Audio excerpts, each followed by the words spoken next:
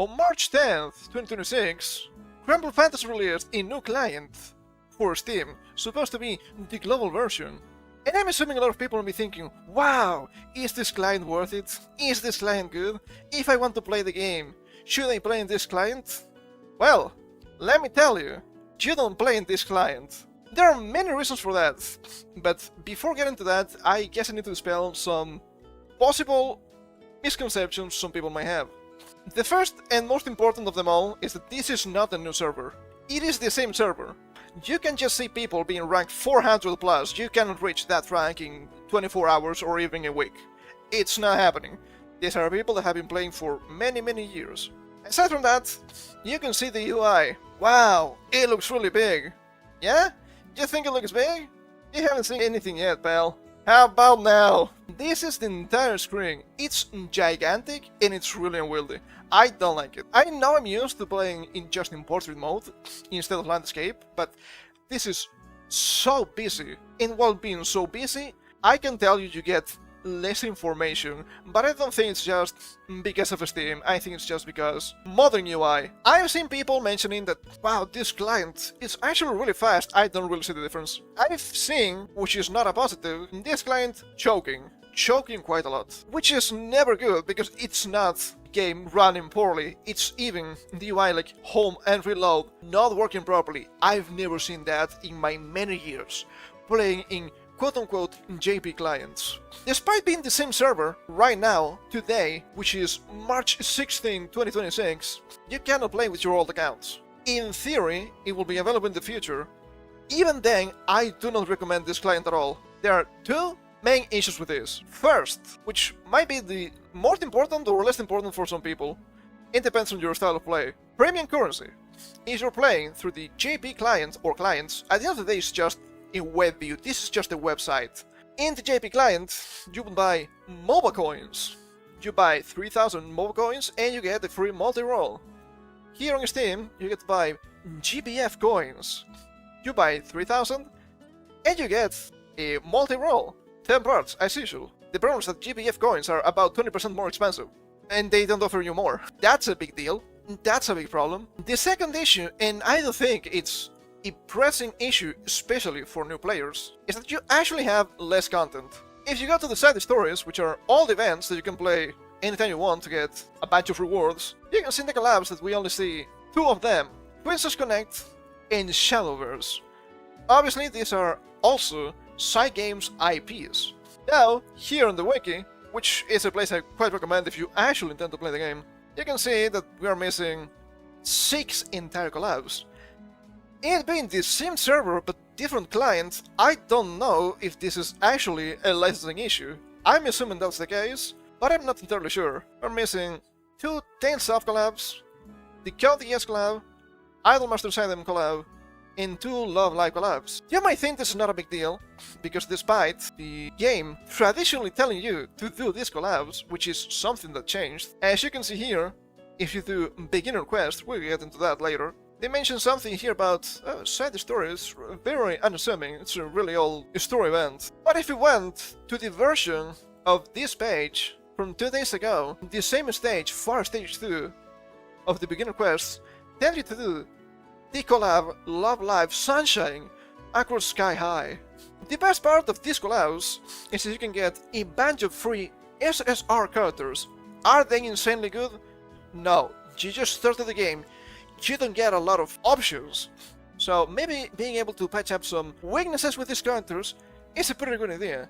Back in my day, I used the second years a whole lot. The second event you get the other elements. And third years are highly regarded as being really useful.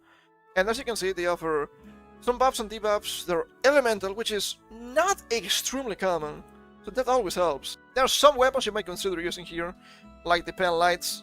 They have some positive effects. You will probably use them, but you don't have them in the Steam client, so you're not using them. Also, the Code ES collab, it's really strange seeing a collab character having an S in grinding, but I guess Lelouch is just that good. Let's have Suzaku and Kalin. They're just perfectly normal characters that you will probably use in the beginning if you had them, but you don't have them. And on top of that, the Code ES collab also gives you the option of using the Barrett gun.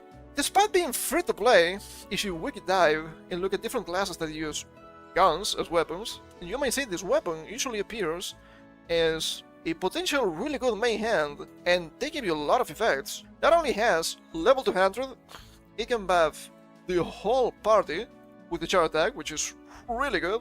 Kind of effects, I've only seen them with better numbers to be fair, on limited weapons, so you know it's good.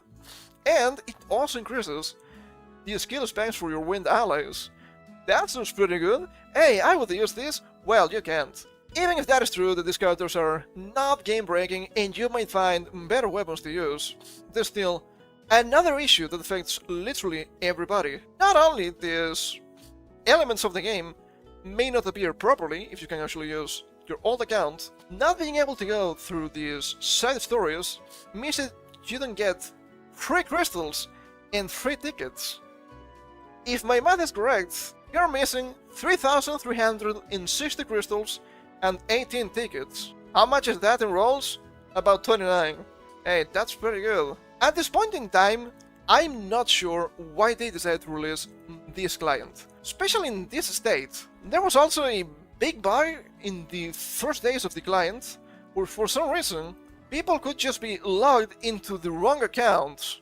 That sounds really scary. I have to say this has been fixed, so it's not a big deal, but to me it's insane that something like that can just happen. I understand that Sign Games is trying to boost numbers for Granblue Fantasy. The problem is they're playing a 12-year-old game on a new client for no real reason, really. There's a lot of catch-up mechanics, so in theory that shouldn't be a big deal, but you would be spending more money and you would have less content. That's not the way to go. I do think this is a big mistake. Uma Musume Global is a massive hit, but I do believe it's a new server. And I do believe the progression might be a little bit different. And do not quote me on that, I do not know too much about the horses. Despite not really being any reasonable reason to actually play this client, it might be the case that people see this game and they're like, hey, I played Relink and it was fun. Hey, I played the fighting game and it was fun. Hey, I watched the anime and it was fun. What about I play the game? Well, first of all, just use a JP client. You can use the phone app if you want. It's really easy using non-official app stores. You can download the app and play on computer. I did that. Setup is in Japanese. It's not too difficult to install still. If you have doubts, just screenshot every single window of the process and use image translation from Yandex. It's usually pretty decent. Or you can just go to game.granblefantasy.jp on Google Chrome. It's that easy. Despite everything you said about the game, maybe I should give some proper advice for new players. First of all, I recommend you take a look at the wiki, gpf.wiki. They do have some articles here starting Granblue Fantasy.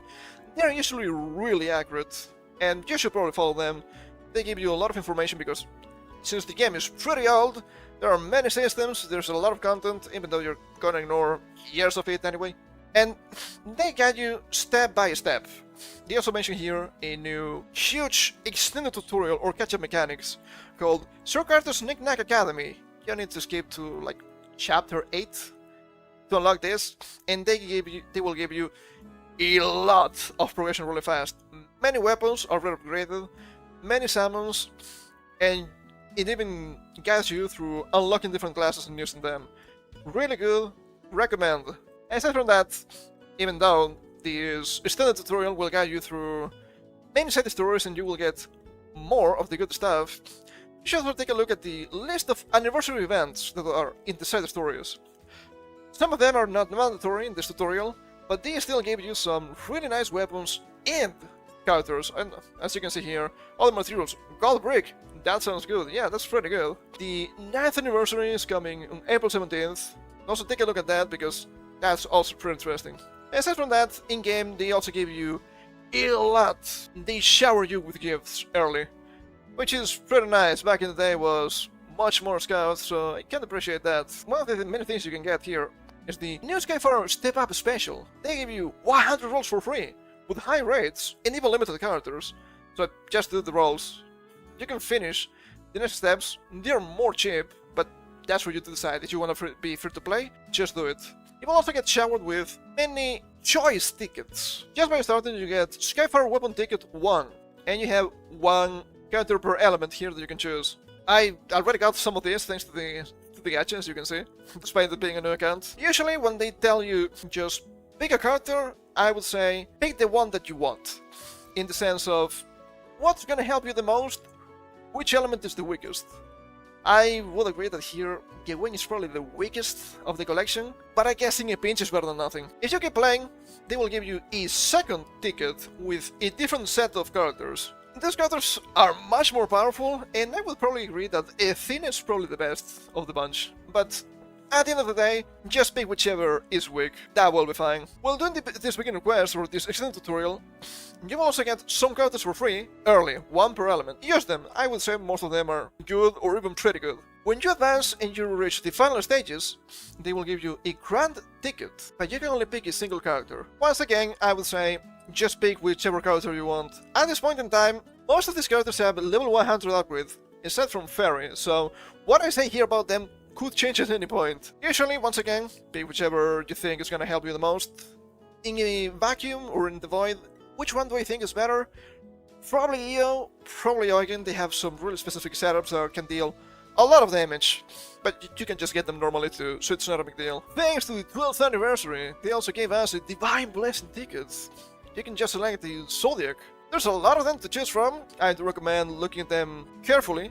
These are limited characters, and I would say that probably most of them are really good. Some of them might be better than others, but they might require specific setups to use them properly. I have used most of this, and I can tell you that whichever you pick, it's probably gonna help that element a whole lot. Going back to the university events for a second, we can see that some of these events give us a choice. Use to recruit an Eternal, or use to recruit an Evoker. These characters are actually free to play, and you can just recruit them playing normally, but they require a high amount of grinding. They give us one for free, they tend to have special mechanics, so judging here is a little bit more difficult. For Evoker, it's really hard to tell. I've played with most of them, and I actually don't know which one is gonna be the best for your first Evoker. There's a tier list in the wiki, so that you might take a look at that. They have really specific mechanics. For the Eternals, the theory should be the same, but I want to mention especially Sarasa. You might have a lot of characters in Earth, and they may be really good, but she has a really unique skill. She has Curando Zero. It's a skill that you might use a whole lot. Sacrifices most of your HP to deal plain damage to all enemies. You might grind slimes a lot for EXP, or other similar enemies that might be annoying, and you can just get rid of them with a single use of Ground Zero. That's why she is really useful. And aside from that, it's always recommended to do the current events. The side tours are just there, but the events will run out. Right now we have, of course, the 12th anniversary, and you can recruit a very well-beloved SSR character that she's pretty useful, use her properly. Just keep trying to do events as they come. Some of them, like Executus, might be a little bit too difficult for you to do properly, and that's fine, they will come back. Aside from those events, I want to give a special mention to Rise of the Beasts. It has been improved throughout the years quite a lot. You can get many weapons that are kind of good. You can also recruit some very special characters that just for having them in the party will make you stronger, which is fantastic. And there is a special thing you can buy also from Rise of the Beasts. Those are golden nuggets. You can buy a whole lot of them to create gold bricks. Gold bricks are really rare and they're really valuable. And you will need to use a lot of those if you want to recruit more Eternals, so it's highly recommended. You get them as fast as you can. So, quick TLDR. Follow the academy, keep playing the events as they come, and if you see something that you like, just pick it.